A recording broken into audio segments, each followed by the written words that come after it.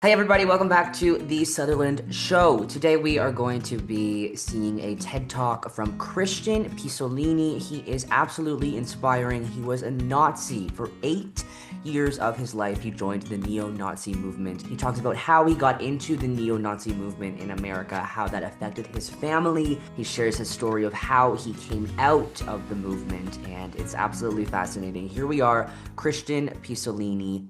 Welcome to The Sutherland Show. I'm Ryan Sutherland, an actor based in Toronto and the creator of this podcast. I started this show to shine a light on real human stories, the ones that connect us, inspire us, and remind us of the beauty in life and in each other. My journey away from violent extremism began 22 years ago when I denounced racism and left the American white supremacist skinhead movement that I'd helped build.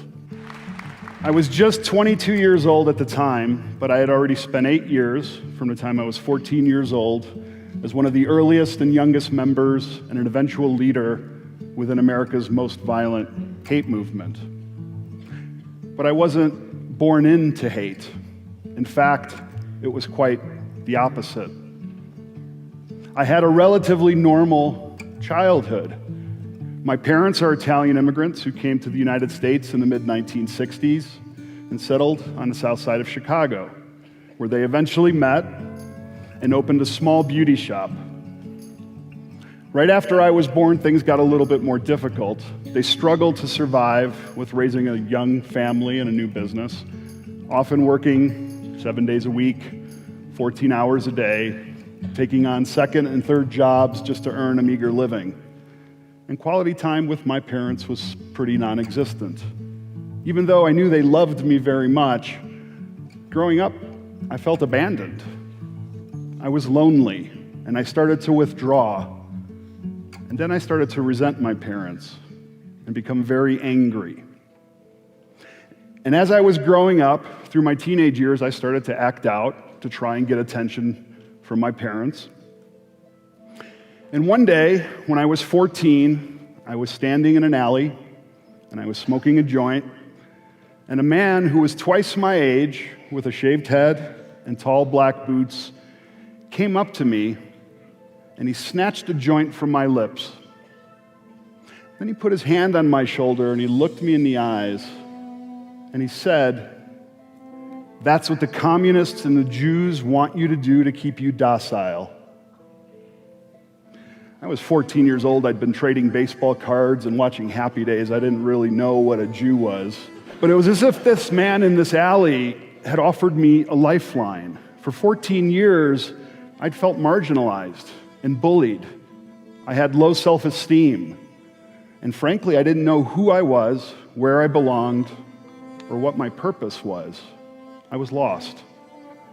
And overnight, because this man had pulled me in, and I had grabbed on to that lifeline with every fiber of my being, I'd gone from Joni loves Chachi to full-blown Nazi.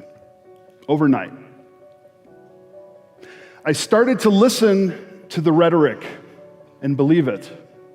I started to watch very closely as the leaders of this organization would target vulnerable young people who felt marginalized and then draw them in with promises of paradise that were broken. And then I started to recruit myself. I started to do that by making white power music. And soon I became the leader of that infamous organization that was led by that man in that alley who recruited me that day, who was America's first neo-Nazi skinhead and who had radicalized me. For the next 8 years, I believed the lies that I had been fed. And though I saw no evidence of it whatsoever, I didn't hesitate to blame every Jewish person in the world for what I thought was a white European genocide being promoted by them through a multiculturalist agenda. And 25 years ago, I wrote and performed racist music that found its way to the internet decades later and partially inspired a young white nationalist to walk into a sacred Charleston, South Carolina church and senselessly massacre 9 innocent people. At 19 years old, I met a girl who was not in the movement, who didn't have a racist bone in her body, and I fell in love with her. And at 19, we got married, and we had our first son.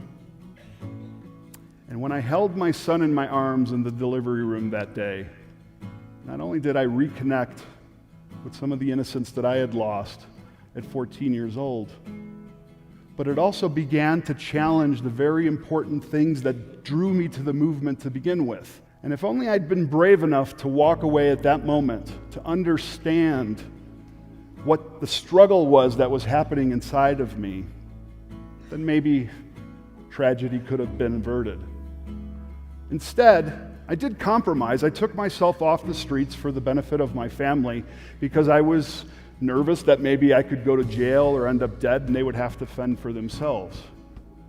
So I stepped back as a leader, and instead I opened a record store that I was going to sell white power music in, of course, because I was importing it in from Europe. But I knew that if I was just a racist store selling racist music, that the community would not allow me to be there. So I decided I was going to also stock the shelves with other music like punk rock and heavy metal and hip hop. And while the white power music that I was selling was 75% of my gross revenue because people were driving in from all over the country to buy it from the only store that was selling it, I also had customers come in to buy the other music. And eventually, they started to talk to me. And one day, a young black teen came in, and he was visibly upset. And I decided to ask him what was wrong. And he told me that his mother had been diagnosed with breast cancer. And suddenly, this young black teenager, who I'd never had a meaningful conversation or interaction with, I was able to connect with because my own mother had been diagnosed with breast cancer, and I could feel his pain. On another occasion, a gay couple came in with their son, and it was undeniable to me that they loved their son in the same profound ways that I loved mine. And suddenly, I couldn't rationalize or justify the prejudice that I had in my head. I decided to pull the white power music from the inventory when I became too embarrassed to sell it in front of my new friends. And of course, the store couldn't sustain itself, so I had to close it. At that same time, I lost nearly everything in my life. I used it as an opportunity to walk away from the movement that I'd been a part of for 8 years, the only identity, community, and purpose that I'd really known for most of my life. I lost my livelihood because I closed the store. I didn't have a great relationship with my parents, even though they tried. And my wife and children left me because I hadn't left the movement and disengaged quickly enough. One of the few friends that I had was concerned about my well-being, and she came to me and she said, "You need to do something because I don't want to see you die." And she suggested that I go apply for a job where she worked at a company called IBM. And somehow, miraculously, I got the job. And then I became terrified to learn that they'd actually be putting me back at my old high school, the same one I got kicked out of twice. This was a high school where I'd committed acts of violence against students, against faculty, where I'd protested out in front of the school for equal rights for whites, and even had a sit-in in the cafeteria to try and demand a white student union.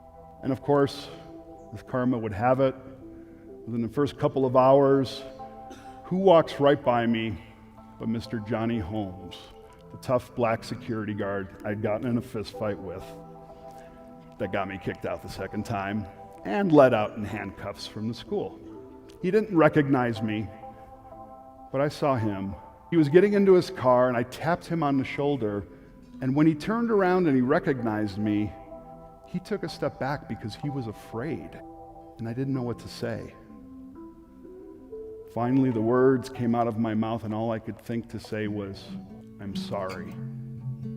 And he embraced me, and he forgave me. And he encouraged me to forgive myself. You see, it's our disconnection from each other. Hatred is born of ignorance.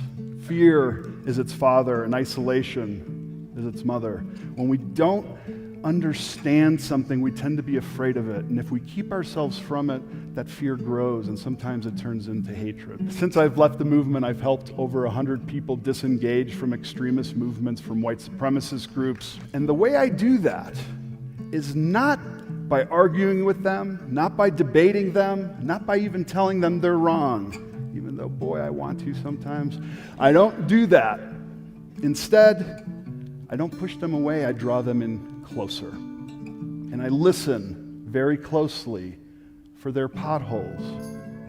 And then I begin to fill them in. I try to make people more resilient, more self-confident, more able to have skills to compete in the marketplace so that they don't have to blame the other that they've never met. I'd like to just leave you with one last thing before I go. Of all the people I've worked with, they will all tell you the same thing. One, they became extremists because they wanted to belong, not because of ideology or dogma. And second, what brought them out was receiving compassion from the people they least deserved it from, when they least deserved it, and they were the people they least deserved it from. So I would like to leave you with a challenge. Go out there today, tomorrow, hopefully every day. Find somebody that you think is undeserving of your compassion and give it to them, because I guarantee you they're the ones who need it the most.